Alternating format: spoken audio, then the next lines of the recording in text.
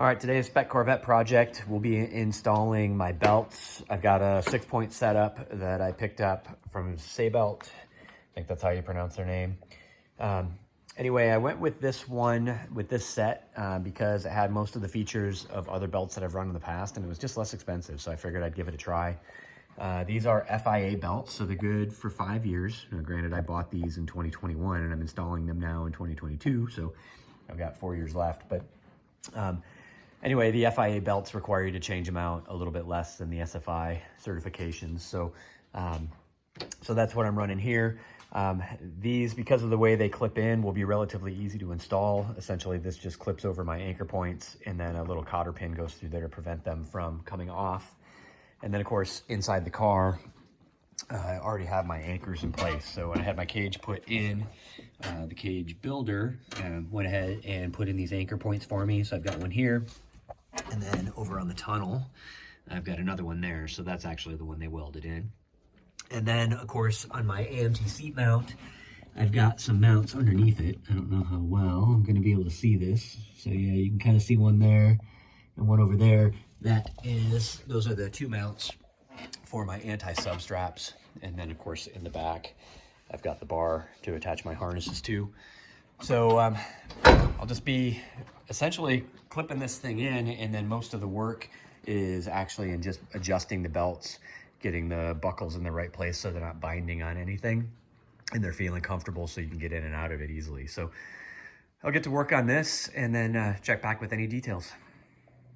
All right, well, I started with my anti-substrap. As you can see, I pulled the seat out so that I could access the cams a little bit easier. Anyway, so I started by adjusting this guy down. I'm a relatively skinny dude, so I had to adjust it down a fair amount, but effectively this guy's sitting so that about the center of the cam lock is at my belly button, which is works out about right for me. So anyway, that's how that guy looks. And if I flip this guy on its side, you can get a look underneath here and see what this looks like. I haven't gotten rubber bands to get these out of the way yet, but you can see these guys are locked in place on the 2 eyelets. And so next step here, final step on this, is to pass the cotter pins through these little holes, and that'll prevent these things from coming undone accidentally. Obviously, things to watch out for is you want these, I don't know what you call these things, these little cams, to be as far down as you can get them so that they're not binding on the seat or causing weird alignment issues and whatnot. So these are literally as far down as I can get them with this particular seat and the AMT mount. So it's good. They are basically just passing right up through this gap right here. As you can see, nothing's interfering. So my anti-substrap is pretty much good to go. So I'm going to go ahead and get this guy back in the car and then get to work on the rest of the harness. All right, just pausing for a quick second to show you what I do with the belts when I was talking about the rubber bands. So the cotter pins are in. You can kind of see that guy sticking out right there. And to keep these things from flopping around and just kind of being a mess, my wife has a nice stash of rubber bands that she gets off of like asparagus and broccoli and things like that in our junk drawer in the kitchen. So that's what I grabbed. So I just got 2 of these things, holding them together so they don't flop around. Okay, this is going back in the car now. I'll get ready for lap belts and shoulder harnesses. All right, lap belts are in. That was pretty easy to do. Basically, they just went right onto the eyelets, went ahead and ran the, see if you can see it down there, ran the cotter pin through. Sabelt provides these little Velcro straps, which are kind of nifty, actually, to go on here for easier adjustments. You can kind of pull down on that while you pull on the strap to get it loosened up. Anyway, I just sat in the seat, got everything fitted up. I did end up pulling the seat not all the way out of the car, but just up and off of my bolts and moved it forward so that I could get the cotter pin in on the other side, and then just bolted everything back down. So now I'm moving on to my shoulder harnesses. So these things basically come from the Sabelt factory with the same clips that we have down below. And you can choose to use that or not use that. So in my case, I'm choosing not to use it. So I removed the clip.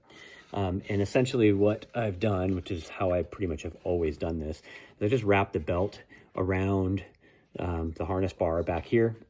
You can see I've used my asparagus band again to just keep that out of the way. And then you just pass it back through. It's set up exactly the same way, right? So the belt goes through, it loops around the harness bar, comes back through this clip, and then doubles back over one more time, and that thing's out of the way, and it'll hold onto the harness bar just like it's holding onto this. So the downside of doing this on the harness bar like this is that these can move around a little bit. So there are a couple things that you can do with that. If you want to, you can use like a piece of roll bar foam and adhere it here in between the, or on either side actually of the harness belt or the harness itself, and that'll keep it from moving around a little bit. You can put collars here, and I've seen now actually some aftermarket collars that will bolt onto the roll cage that you can actually attach this type of a clip to. So that's another option for easier belt changes and things like that. I'm not going with that. I'm going with my old school way of just getting these guys in there. So in order to size this up, I took just a wild guess and then sat in the seat, attached everything, and got it to the point where I was kind of, I don't know, in the middle of my movement or in the middle of my adjustability down here. So I've got a little bit of room to move. For some reason, one of my kids gets in the car and they're a little bit smaller, they can tighten themselves down. If somebody a little bigger gets in the car, they can tighten themselves down. For myself, it's going to be right in the middle, so it's in good shape. So now that I have that one in here, you can kind of see the yellow part of the Sabelt emblem is just sitting right at the edge of the seat. So the other harness or shoulder strap will go in nice and easy, and I'll just size it up to be exactly the same. Closing the loop on the shoulder strap installation. Everything's in the car. It's actually been in for a little while now, but I wanted to close the loop on what I ended up doing back here to keep the shoulder strap from moving around on the harness bar. If your harness bar is shaped anything like mine, where it's got that arc that essentially moves towards the front of the car, what can happen is this shoulder strap closest to the door can slide over. And if it does that, it creates quite a bit of slack. So the risk is obviously if you're in some type of a collision, it can inadvertently create a bunch of slack in the harness and basically cause some injury and make the harness not do what it's supposed to do. So you definitely want to have some type of a collar here. I mentioned using roll bar foam. It's definitely something you can do, but with this arc, it's kind of difficult to just really make it clean.